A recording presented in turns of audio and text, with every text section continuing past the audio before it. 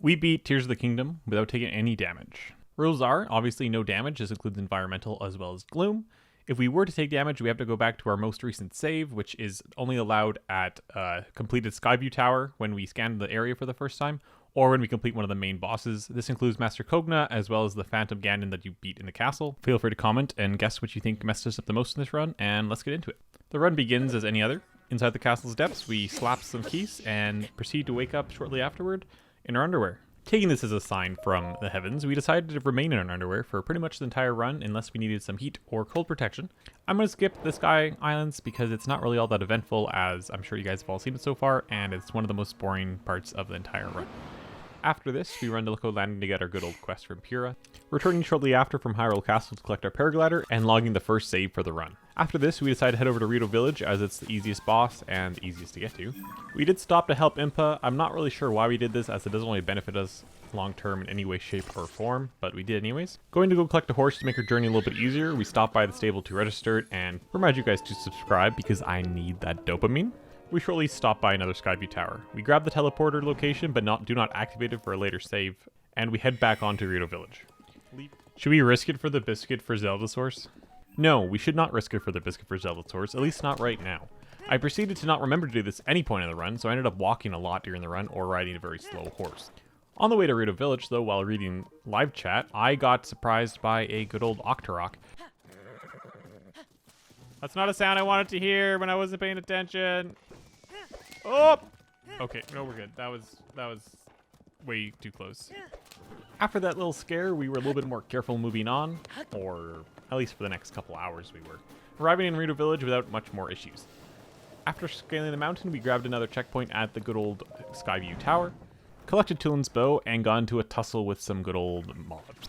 This went relatively fine, we didn't have any issues, and then we started ascending to the dungeon. That as well, not much issue, so I won't include it here, but once we got to the dungeon, we started doing the steps, and we had a little bit of a mistake. One of the last doorways, we ended up getting stuck, and I just thought, hey, I'll throw a choo-choo jelly just so I have time to blow this thing off, and we'll be good to go. Choo-choo jelly, apparently, is more dangerous than it looks, and they explode very widely, and I almost killed myself in the process. So this was our first reset. We went back down to Skyview Tower and had to ascend all over again. Returning once again to the good old dungeon. This time we were a little bit more careful about what we were doing and went and burned that Skyview Tower we had saved earlier on once we arrived at the top of the dungeon.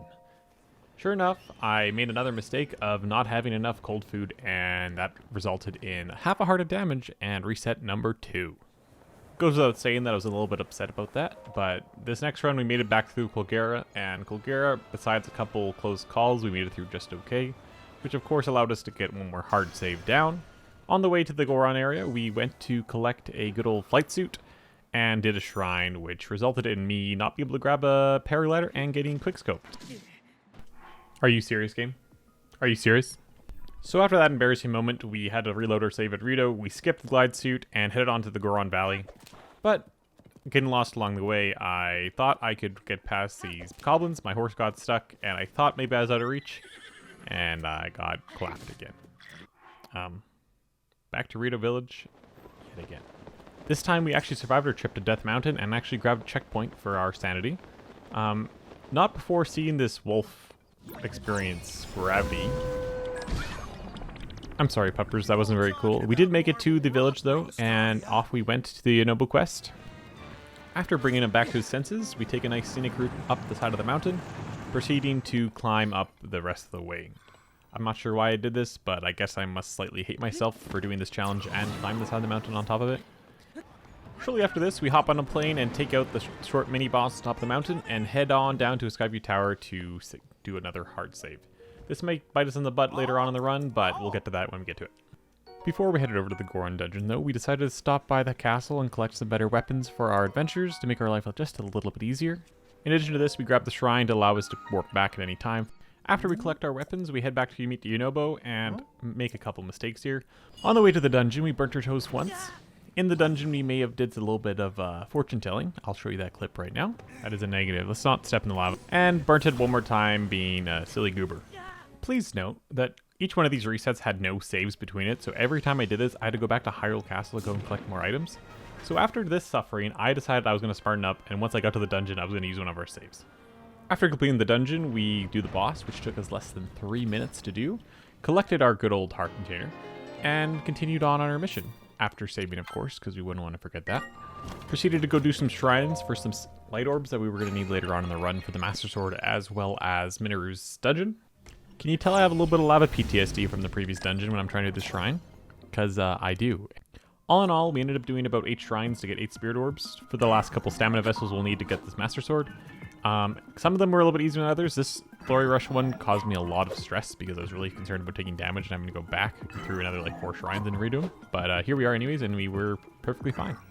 After converting those Lights of Blessings into stamina vessels, we went to the Bargainer statue and traded in our few heart containers for good old stamina, because of course hearts are not very helpful for here besides for the mini request, and I wanted a Master Sword to make our life a little bit easier.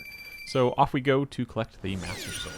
But not before we forget to save, because going back and doing 8 shrines and all that crap would have been really annoying. So we used the Linaru Tower to go up, and conveniently enough, the dragon is right above us, so we shortly head over there and grab the good old Master Sword. After we grabbed the Master Sword, we started the side on quest line, which resulted in us doing the Sludge-like boss, which I completely forgot was even a thing, and I took damage because I had completely forgotten what to even expect. After that, we had to reset because we hadn't saved since we collected the Master Sword, which unfortunately set us back like an hour and a really annoying, tedious process of doing this run here, run there quest, which is super not fun, but either way, now we're back onto the Sludge-like fight, and this time went a lot more smoothly. And yes, you can bet your butt that I definitely saved after that. After that, we did this little water dungeon thing, followed by us going to expand our inventory with Hetsu. A really nasty waterfall later, and some good old puzzles. I somehow thought that this was a good idea. Got bonked on the head, reset. Actually used a save this time after I reached the top of the dungeon. With a combination of bad timing and lack of PPE, Link got bonked in the head by a falling rock. After recovering from this, though, we did manage to make it to the boss fight, and the boss fight was actually one of the easiest part of the entire dungeon, due to the fact that we can just jump in the air and bullet time Muktarok. And in combination with the Royal Guard's bow and a Master Sword, made the boss fight super easy. And before we knew it, it was over, and we headed up to Hyrule Castle after a quick save and grabbed the good old Dusk Bow, which was going to help us out hopefully in later game. We did end up burning a tower once we reached the Gerudo Desert, this being a big mistake as far as using that save, but it was really nice to be able to get to the town without having to actually go through the nasty dusk and stuff, so we just flew over top and ate some stamina foods and arrived in town shortly afterward. After that, we were sent to go help Riju with her electric ability, fended the bazaar from Gibdo's, and of course the town shortly afterward. For those of you who didn't know, if you just climb onto a roof and use wings on your arrows, you can actually shoot all these nests from one spot on the roof. It makes life super easy. We got the sneaky set to try and sneak around some enemies to save ourselves a little bit of time in the long run. Unfortunately, I was too dumb, and I didn't realize that moving stuff causes you to get hotter, or the weather just slightly changed, and I took damage again. So after doing this all over again, we returned back and actually got the tower open this time. We proceed to then shoot Queen Gibdo in the face a couple times, of course, and then head on to the dungeon. It was all fun and games until we found this guy, which I didn't realize had a fire stick. Sent us right back to the start, where we had to go back and do Queen Gibdo again and all the triangle stuff again, but that's okay. Collect the Desert Voe set this time to allow us to not take heat damage and have to relive the previous experience of us getting too hot. And finally, at long last, we made it into the center core of the dungeon. So of course we gotta go ahead and get a save, and we got slapped by an Aracuda in the sky because I suck at archery. So we had to redo this all again. 45 minutes later, we are saving at the tower that I had originally tried to reach, but the Aracuda said, hell nah. Now it is Queen Gibdo time. This went relatively okay, besides a very angry crawly boy that I dodged in the completely wrong way. One more reset later, which we had a save for, so it didn't take too long, and once you know the dungeon, it's not too bad. And we are back in Queen Gibdo. This time was a little bit more successful, and we were able to make it out live, and we get a nice little save point as a reward. Then we head down to Farron to head over to good old Minaru. This took a little bit of time. We did miss it once or twice on the way there. Looked up where it was just to make sure I was going to the right spot, and we found it without too much of an issue after that. We did find some good old fans that wanted to say hi to us on the way there. Opened the door that may or may not violate the challenge. That's up to you guys, but then we take the elevator down. I then decided that apparently finding Minaru is very hard, so I decided to burn one of the saves for no good reason. And we switched back to good old stamina because there's no reason to have 10 hearts when you can't take any damage. We return to Minaru and complete her body for her, and head over to the dungeon, but first we try to go collect some large Zonite charges. This resulted in us dying twice to Yiga members, defending large mine locations where Zonite charges are processed. We do finally find some, but the plan didn't work. We ended up getting shot back by cannon by the construct, and we're back at square one. This time, not wanting to wait 2 hours of my time, we head straight to the boss and we get clapped a couple times. So let's take a peek at how some of those fights went. Interrupt. Dodge. Bonk. Bonk. Bonk. Through the power of the bonks, we finally made it through. Can you guys tell that my sanity was slightly depleted after about 8 attempts? After that, we have good old Phantom Ganon. This went not too terrible. We got bonked by a big old silver bokoblin, died to a rock, as well as chucking ourselves with some choo-choo jelly on this guy's back. Other than that, it was not too terrible, besides apparently getting frozen by random keys. But with about 5 more resets in the bank, we made it on to the actual main fight. This was relatively easy, no resets here, so we collect our heart container and more importantly our save point and head down to beat a Lionel. This is very important because his bow will be very useful during the Demon King army, as well as having his horn for a fuse weapon during the fight as well. We head deeper into the castle, not without a little bit of butt clenching, but we made it through not too bad. Well, until I forgot about the spicy pasta sauce on the floor and lost a heart due to that. Then we fight the good old Lionel again. This time he fights back, and the next 2 times we get clocked with a rock. Speed run! Don't. Why is this guy so good with the rocks? We did end up getting revenge on the Lionel for the 3rd time, but the keys told us to chill out. We then decided, because we were sucking really bad at doing the castle, that after we defeated the Lionel, we would go and defeat Master Kogna for our last boss save, but not before he made an insurance claim by running us over. We did go grab some rockets from near Minera's place in order for us to be able to maneuver a little bit better around the castle. This finally allowed us to be able to reach the Demon King's army at long last. This, we made it through in first try, we got to the Ganon fight, and it really did not go too bad overall. And this is when my practice in the Shields Only run really paid off.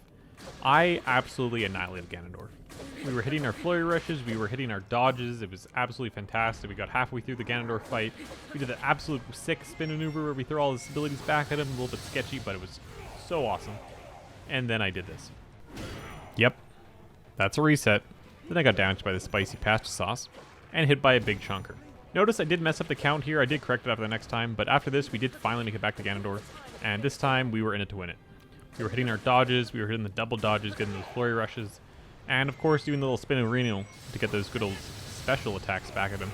Super satisfying, I didn't even know you'd do this on the first run I played. Just a quick thing before we finish up, if you guys did enjoy the video, please do consider liking, commenting, or subscribing if you guys haven't already. It's absolutely free and it helps me out a ton with the algorithm and just getting new viewers. So I'll let you guys get back to the video, and let's go. It's one swipe. Going for another side swipe, and he's dead. Let's go!